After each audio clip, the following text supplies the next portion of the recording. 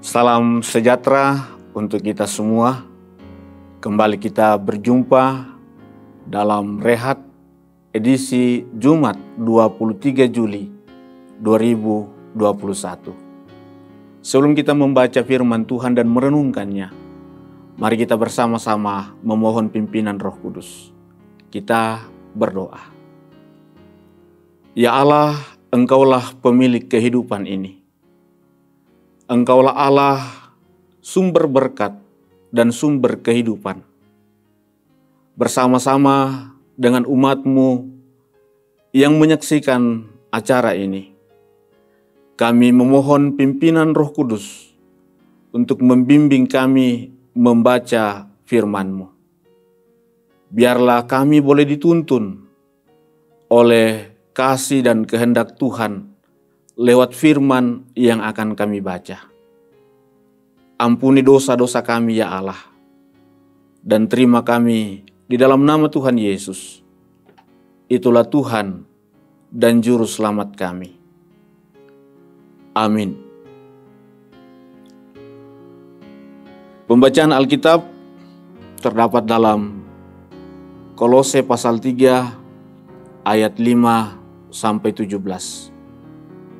Kolose pasal 3 ayat 5 sampai ayat 17. Manusia baru. Karena itu matikanlah dalam dirimu segala sesuatu yang duniawi, yaitu percabulan, kenajisan, hawa nafsu, nafsu jahat, dan juga keserakahan, yang sama dengan penyembahan berhala. Semuanya itu mendatangkan murka Allah atas orang-orang durhaka. Dahulu kamu juga melakukan hal-hal itu ketika kamu hidup di dalamnya. Tetapi sekarang, buanglah semuanya ini, yaitu marah, geram, kejahatan, fitnah, dan kata-kata kotor yang keluar dari mulutmu. Jangan lagi kamu saling mendustai, karena kamu telah menanggalkan manusia lama serta kelakuannya, dan telah mengenakan manusia baru yang terus-menerus diperbaharui untuk memperoleh pengetahuan yang benar menurut gambar haliknya. Dalam hal ini tiada lagi orang Yunani atau orang Yahudi, orang bersunat atau orang tak bersunat, orang barbar atau orang Skit, budak atau orang merdeka, tetapi Kristus adalah semua dan di dalam segala sesuatu. Karena itu, sebagai orang-orang pilihan Allah yang dikuduskan dan dikasihinya, kenakanlah belas kasihan, kemurahan, kerendahan hati, kelemah lembutan, dan kesabaran. Sabarlah kamu seorang terhadap yang lain, dan ampunilah seorang akan yang lain apabila yang seorang menaruh dendam terhadap yang lain. Sama seperti Tuhan telah mengampuni kamu, kamu perbuat jugalah demikian. Dan di atas semuanya itu, kenakanlah kasih sebagai pengikat yang mempersatukan dan menyempurnakan. Hendaklah damai sejahtera Kristus memerintah dalam hatimu. Karena untuk itulah kamu telah dipanggil menjadi satu tubuh, dan bersyukurlah.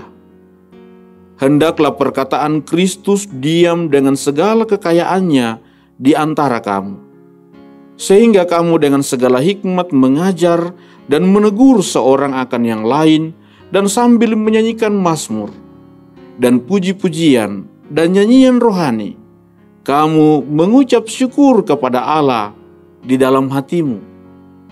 Dan segala sesuatu yang kamu lakukan dengan perkataan atau perbuatan, lakukanlah semuanya itu dalam nama Tuhan Yesus, sambil mengucap syukur oleh Dia kepada Allah Bapa kita. Amin. Dari pembacaan firman Tuhan tadi, kita diberi satu tema untuk kita renungkan bersama, gembala yang menasehati. Bapak Ibu Saudara-saudara, nasihat adalah hal yang dibutuhkan dalam suatu komunitas, baik itu keluarga, jemaat, organisasi, pun dalam masyarakat, tentu dengan harapan besar setiap orang yang menerima nasihat menjadi lebih baik hidupnya. Sebagai seorang rasul, tentu tidak lepas dalam tanggung jawab penggembalaan terhadap jemaat-jemaat.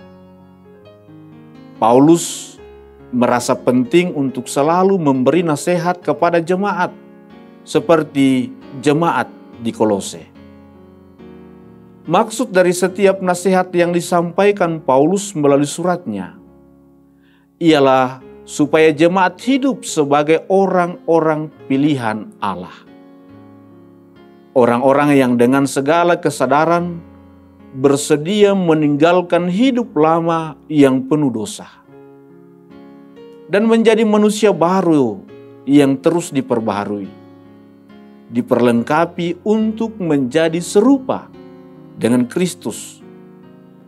Keserupaan dengan Kristus dalam perkataan dan cara hidup menjadi sebuah penegasan bahwa jemaat adalah bagian dari tubuh Kristus.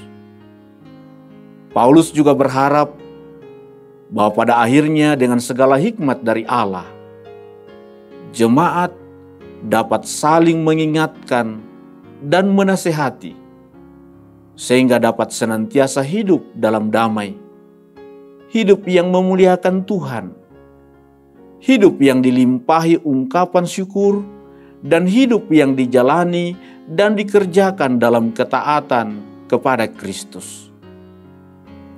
Perenungan bagi kita, apakah kita sudah melakukan tugas penggembalaan di dalam keluarga, jemaat di mana kita berada? Memang tidaklah mudah untuk selalu menasehati orang-orang di sekitar kita agar menjadi baik. Tetapi Rasul Paulus mengajak kita untuk terus hidup dalam ketekunan untuk setia menasehati orang lain dalam relasi dengan Tuhan, agar orang lain dapat dengan kesadaran hidup dalam kebenaran. Amin. Mari kita berdoa. Ya Allah, mampukanlah kami untuk menasehati orang lain dan juga mau mendengar nasihat orang lain. Terlebih ya Allah, biarlah firman-Mu terus-menerus memberi petunjuk bagi kami dalam menjalani hidup ini.